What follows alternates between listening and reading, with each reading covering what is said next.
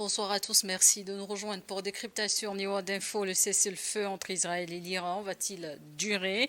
Pour la première fois en 12 jours, le conflit, aucune frappe aérienne n'a été menée mardi nuit, faisant espérer une désescalade de violence entre les deux pays en guerre. À ce stade, les deux parties clament leur victoire. On en parle avec vous, Mamadou Diouf. Merci d'avoir accepté notre invitation. Merci, je vous en prie. Bonsoir Charlotte. Interrogé au sommet de l'OTAN sur le conflit Israël et Iran, Trump a répondu, je cite, Israël et l'Iran sont fatigués, épuisés par la guerre. Fin de citation. Cette affirmation du président américain démontre qu'on est vers la fin de ce conflit. Démontre qu'on est vers la fin de ce conflit, c'est pas évident. Pour deux raisons. La première raison, c'est Trump qui parle. Moi, je regrette, mais je ne peux donner aucune valeur à ce que ce monsieur a dit. Regardez en l'espace de 2 semaines, c'est-à-dire un peu avant la guerre, pendant la guerre, jusqu'à la fin de la guerre, reprenez toutes les déclarations qu'il a faites, que ce soit de façon orale ou de façon écrite sur son réseau social. C'est tout et le contraire à la fois. C'est du tout dedans. Il vous dit tantôt la guerre ne nous regarde pas, nous les Américains. Après, quand les Israéliens bombardent, il dit nous avons détruit, c'est-à-dire les Américains et les Israéliens. Bon, pour moi, ce n'est pas un monsieur qu'on peut prendre comme référence sur un certain nombre de choses. Mais dans ce qu'il dit, il y a quelque chose qui est vrai. La guerre était une guerre difficile parce que les deux pays ne sont pas frontaliers. Il s'agissait surtout d'une guerre aérienne. Et dans une guerre aérienne, même si Israël avait un peu plus de disposition à se protéger et à pouvoir attaquer, ça n'empêchait pas à Israël également de pouvoir subir les assauts des Iraniens. Il y a le coût également de cette guerre, puisqu'on n'est pas à 200 mètres, on n'est pas à 200 kilomètres. Il y a le fait également que cette guerre pouvait complètement perturber, pas seulement le Moyen-Orient, mais même le reste du monde d'un point de vue économique.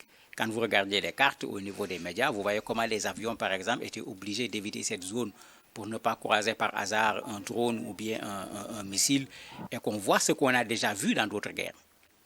Il y a tous ces éléments qui faisaient qu'effectivement, très peu de gens avaient intérêt que cette guerre continue, et surtout, ni l'Iran, ni Israël, ni les États-Unis n'avaient intérêt à ce que cette guerre continue.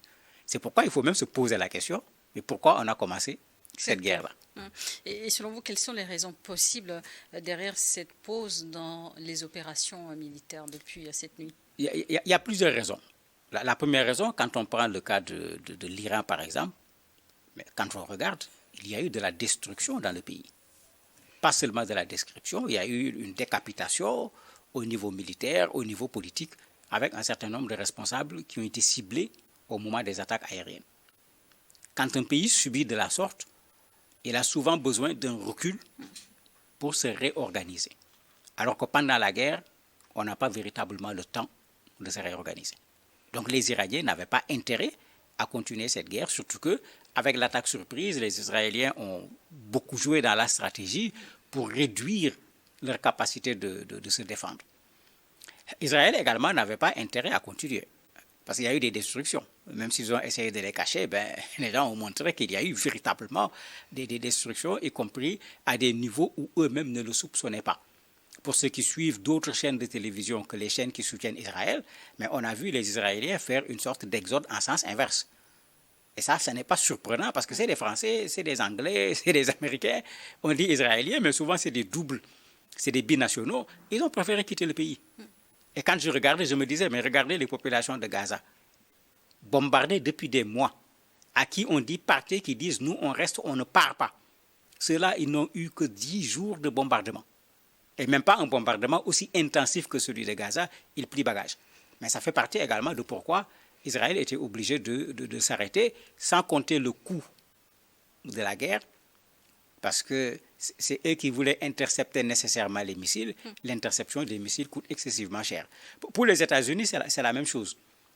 Trump a une certaine résistance dans son camp, puisque c'est lui qui avait promis de façon très claire, dès son premier mandat, tout comme pendant la campagne pour le second mandat, que les Américains ne vont plus aller mener une guerre ailleurs. Et il faut dire que sur ce plan-là, il a raison. Les États-Unis n'ont gagné aucune guerre ailleurs. Ils ont fui en Irak, ils ont fui en Afghanistan, ils ont fui en Somalie.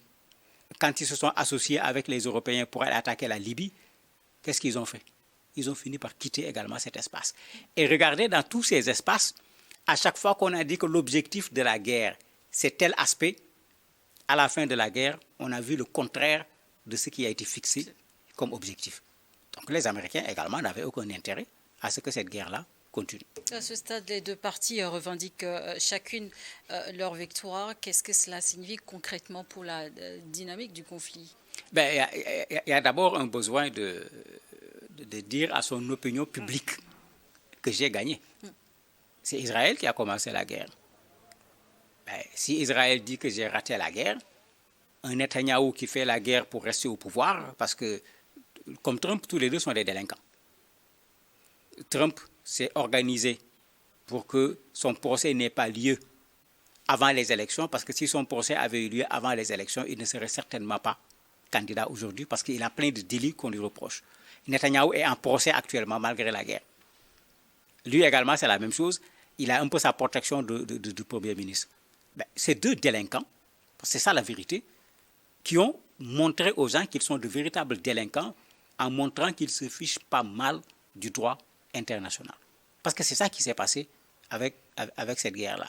Maintenant, ce que ça amène finalement comme problème, c'est que tous les deux, à un certain moment, se sont rendus compte que dans cette guerre, même si certains ont un intérêt, parce qu'il faut dire que l'Iran était en train de se battre contre une alliance israélo-américano-occidentale, même si certains avaient un intérêt à ce que l'Iran soit affaibli, qu'on empêche à l'Iran de pouvoir obtenir l'arme atomique, mais la guerre entraînait d'autres conséquences sur le plan économique, d'autres risques pour leur population qui ne les arrangeaient pas. Vous avez vu quand les États-Unis ont bombardé, quelle a été la réaction? Et beaucoup de pays ne les ont pas félicités. Aujourd'hui, comme la guerre s'arrête, vous voyez des pays qui n'avaient pas félicité les États-Unis, qui disent qu'ils ont fait du bon travail parce qu'ils ont réduit les capacités nucléaires de l'Iran, des capacités qu'ils n'ont pas détruites. Ce n'est pas vrai. Parce qu'il ne faut pas qu'on oublie que les Iraniens ont un savoir-faire interne. Ils sont eux aussi sous embargo sur le plan militaire. Ils ont du mal à avoir des pièces de rechange pour leurs avions, etc. C'est pourquoi dans leur riposte par rapport à Israël, ils étaient moins armés qu'Israël. Pas moins préparés, mais moins armés parce qu'ils accèdent plus difficilement à ce marché sur le plan international à cause du boycott. En ce moment, qui véritablement a gagné la guerre? On retourne aux objectifs. On avait dit on détruit l'Iran, on nous a dit qu'on va faire tomber le régime n'est pas tombé. Le nucléaire qu'on dit on a tout détruit, tout le monde est d'accord aujourd'hui que les 400 kilos d'uranium qui ont été fabriqués par l'Iran et qui pourraient aboutir à l'arme atomique ne se trouvaient pas à Fordo au moment du bombardement. Tout le monde est d'accord que Fordo n'a pas été détruit, même si Trump a dit que ça a été détruit, etc. Mais il faut se poser la question, à part vouloir donner raison dans cette guerre, vouloir plutôt se donner raison dans cette guerre pour réconforter son opinion publique, il faut dire qu'il est difficile de dire qui est vainqueur, ou à la limite, c'est l'Iran qu'on devait écraser et qui reste debout, qui est plus mieux placé pour dire j'ai gagné, parce qu'ils n'ont pas demandé à ce que la guerre s'arrête. Et pensez-vous, Mamadi Diouf, que cette trêve soit durable au point de pouvoir aboutir sur une paix, voilà, justement, la conclusion d'une paix durable, ou est-ce que c'est juste une trêve temporaire? La trêve est une bonne condition pour mettre fin à la guerre. Je le dis toujours, cesser le feu ne signifie pas qu'on a résolu les problèmes. Trump a annoncé, après la rencontre qui vient de se passer avec les pays européens et autres, que la semaine prochaine, ils vont reprendre les négociations avec l'Iran. Mais il dit en même temps, accord ou pas, ce n'est pas son problème. Justement, quelle médiation internationale pourrait influencer sur l'obtention d'une trêve durable? Il y a le Qatar qui travaille là-dessus, d'ailleurs qui a participé à cette trêve, parce que Trump, comme il dit d'habitude, il fait comme si c'est lui qui a tout fait, il n'a pas tout fait, il est passé par le Qatar également pour pouvoir négocier avec les Iraniens. Il a fait pression sur Netanyahou pour qu'il arrête les attaques, parce que les Iraniens avaient été clairs, tant que vous attaquerez, on répondra. Et c'est ce que les Iraniens ont fait effectivement. Donc Trump a dû passer par le Qatar pour pouvoir, avec l'Iran, essayer de pouvoir trouver un terrain d'entente pour que cette guerre-là puisse s'arrêter, puisqu'à la longue, c'est les Américains qui vont se retrouver également dans des problèmes, parce que, il faut le dire clairement, Israël n'aurait jamais eu le courage d'attaquer l'Iran s'il n'y avait pas un accord clair des Américains. Je ne parle pas d'accord tacite, un accord clair des Américains. Et vous vous en souvenez, un risque d'embrasement planait, en tout cas sur la région depuis le début de cette guerre. En quoi est-ce que cette accalmie pourrait impacter sur la région du Moyen-Orient? En fait, il y avait deux risques. Il y avait le risque le plus évident. L'Iran attaqué par les États-Unis. Je ne vois pas l'Iran tirer un missile à partir de son pays et atteindre les États-Unis. Puisque la réponse d'une attaque, c'est ça. À défaut de pouvoir atteindre les États-Unis, il y a énormément d'intérêts des États-Unis dans la zone. C'est ces intérêts qui vont être attaqués. Et c'est exactement ce que l'Iran a fait en attaquant au niveau de Doha, une des bases américaines. Mais si ça avait continué, c'est le même phénomène que l'Iran allait continuer. Et en ce moment, vous avez tous ces pays qui vont se retrouver impliqués obligatoirement dans la guerre parce que quand l'Iran attaque une base américaine, l'Iran le fait sur le territoire d'un pays qui n'est pas les États-Unis. Donc ce pays peut se plaindre en considérant que sa souveraineté a été violée par l'Iran, en considérant que son pays a été attaqué, même si la bombe n'avait pas pour but de cibler des citoyens de ce pays. Donc il y a cette déflagration qui aurait pu prendre une autre dimension. Il y a un autre aspect si la guerre continuait. D'un point de vue stratégique, l'Iran n'avait aucun intérêt à faire cette guerre aérienne avec les États-Unis, avec Israël. Ils ont les gardiens de la révolution, ils ont d'autres groupes qu'ils peuvent mettre sur le marché, qui vont faire des attentats comme on l'a connu, les détournements d'avions, etc. Et c'est vers ça que la guerre allait, parce que l'Iran ne pouvait pas gagner cette guerre-là avec les États-Unis et Israël en disant que quand on va me bombarder, je vais bombarder. L'Iran ne pourrait pas faire autant de mal que ce qu'on allait lui faire comme mal. Le deuxième aspect, la guerre en continuant risque de créer des problèmes aux États-Unis.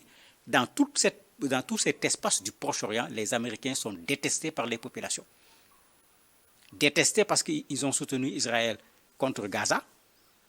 En Iran, on n'en parle pas, on considère les États-Unis comme le grand Satan, et ils viennent de confirmer ce que les Iraniens disent d'eux. Mais si la guerre continuait, il y avait des risques pour que ces régimes qui sont à la solde des États-Unis se retrouvent en confrontation avec leur population qui ne sont pas du tout d'accord que ces régimes soient à la solde des États-Unis et qui vont préférer soutenir l'Iran ou bien soutenir la Palestine que de soutenir les États-Unis ou de soutenir Israël. Donc il y a tous ces calculs qui ont été pris en compte pour aller vers un cessez-le-feu et ces éléments pourront participer éventuellement à le faire durer et à trouver une solution définitive. Vous n'y croyez pas beaucoup aux déclarations du président américain Donald Trump, mais il parle déjà d'une fin de la guerre. Est-ce qu'on peut s'aligner dans sa logique ou c'est encore trop tôt? En fait, s'il empêche Israël d'attaquer l'Iran, la guerre est finie. La guerre est due au fait qu'Israël avait attaqué. Si Israël attaque à nouveau, l'Iran va riposter, quel que soit ce que Trump va faire. Et je crois qu'ils l'ont montré de façon très claire à travers ce qui s'est passé jusqu'à présent. Il aurait pu empêcher cette guerre. Parce que comme je dis, quand il parle, on ne sait plus qu'est-ce qu'il dit. Il a dit non, il a dit pendant longtemps à Netanyahou de façon publique, il ne faut pas faire cette guerre. Il a même dit, j'ai dit à Netanyahou.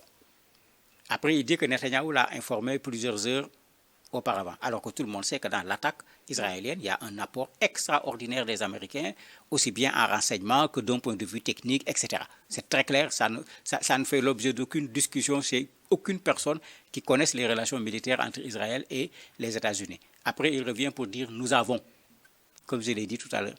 Mais ça veut dire qu'il est dans la guerre, il est la pièce maîtresse de cette guerre. Quand il dit à Israël « ça s'arrête », ça s'arrête. Mais quand il dit à Israël, ça reprend également. Du côté iranien, il n'a pas ce pouvoir de leur dire quand on commence ou quand on s'arrête. Quels sont les risques que cette période de calme soit trompeuse dans un contexte actuel? Est-ce qu'un regain de violence est imminent? Mais les risques sont énormes. Je disais tout à l'heure que la guerre aérienne ne faisait pas l'avantage de l'Iran. L'Iran a des soutiens à travers le monde. Vous avez vu les États-Unis, on a rapatrié des gens, on a réduit les personnels diplomatiques dans certains pays parce qu'ils savent parfaitement que la guerre ne va pas s'arrêter sur le territoire iranien, il risque d'être attaqué ailleurs. Mais si un loup solitaire se lève et fait une attaque quelque part contre les Américains, si l'Iran est accusé, mais on peut se retrouver encore à nouveau dans une guerre où des partisans de l'Iran qui sont contre les Américains ont voulu, j'allais dire, rendre service à l'Iran, parce qu'en ce moment, ils ne lui rendent pas service, en vérité, ils vont lui créer un problème qui peut déclencher à nouveau des hostilités contre l'Iran. Donc, c'est un cessez-le-feu qui est particulièrement fragile. La deuxième chose, on ne nous a pas dit quelles sont les bases du cessez-le-feu. Jusqu'à présent, on a entendu une déclaration de principe au niveau d'Israël, une déclaration de principe au niveau de l'Iran. C'est Trump qu'on entend parler. Mais on ne nous a pas dit quelles sont les conditions claires, parce qu'un cessez-le-feu, c'est avec également des conditions. Trump parle de négocier avec les Iraniens. Ça fait bizarre aussi. C'est Israël qui fait la guerre. Donc pour arrêter la guerre définitivement, c'est l'Iran et Israël qui devraient négocier en principe. Mais c'est Israël qui fait la guerre et c'est Trump qui négocie avec l'Iran. Ça montre qu'il y a des choses qu'on ne nous a pas dit, mais bon, on n'a pas besoin d'autres très très intelligents pour le savoir. Juste en parlant de risques, comment est-ce que les acteurs locaux ou régionaux, comme le Hezbollah par exemple, ou d'autres groupes, réagissent-ils face à cette situation de conflit? J'ai été surpris par le fait qu'il n'y ait pas eu d'action de ces groupes. Et je me dis que l'Iran était dans une sorte de préparation d'une guerre à longue durée. C'est-à-dire ne pas prendre toutes ces possibilités, les mettre dans la bataille tout de suite et les perdre en même temps. Certainement, c'est une des stratégies qui a été utilisée. L'autre réalité sur le terrain, c'est qu'il ne faut pas oublier que le Hezbollah a été diminué. Les outils, même s'ils n'ont pas été diminués comme le Hezbollah, ont reçu également des attaques, aussi bien de la part d'Israël que de la part des Américains. La Syrie, où les partisans iraniens ont été moins diminués, mais quand même, il y a eu de la diminution parce qu'ils ont bombardé une des usines où on fabriquait les missiles et autres. Donc, en termes de capacité de réponse dans l'immédiat, les capacités de réponse de cet axe de la résistance, comme on l'appelle, avaient été amoindries avant que l'Iran ne soit attaqué. Un calme durable, c'est ce que recherchent la plupart, en tout cas les deux parties ou encore les alliés, mais quels sont les éléments clés pour obtenir ce calme durable? Les éléments clés, je reviens sur la déclaration des pays africains et arabes dont on parlait, c'est une dénucléarisation de la zone. Et quand je dis dénucléarisation, je ne parle pas de dire à l'Iran, tu ne vas pas avoir d'armes atomiques, on va t'obliger à signer le traité de non-prolifération des armes atomiques, alors que Israël est là capable d'attaquer l'Iran, Israël a l'arme atomique, Israël refuse de signer ce traité. On ne réglera jamais ce problème de la sorte. Cette proposition est une proposition pertinente, mais quand on le fait, le risque dont on parle, puisqu'on parle de risque nucléaire, mais le risque est supprimé, mais pour tout le monde. En ce moment, il n'y a plus de raison de prendre le nucléaire comme prétexte, puisque c'est le plus gros prétexte pour les attaques contre l'Iran. Il n'y aura plus de raison d'utiliser cela comme prétexte pour attaquer qui que ce soit. Merci, Mohamed Diouf, d'avoir accepté de répondre à nos questions. Merci à vous également de nous avoir suivis dans Décryptage toujours.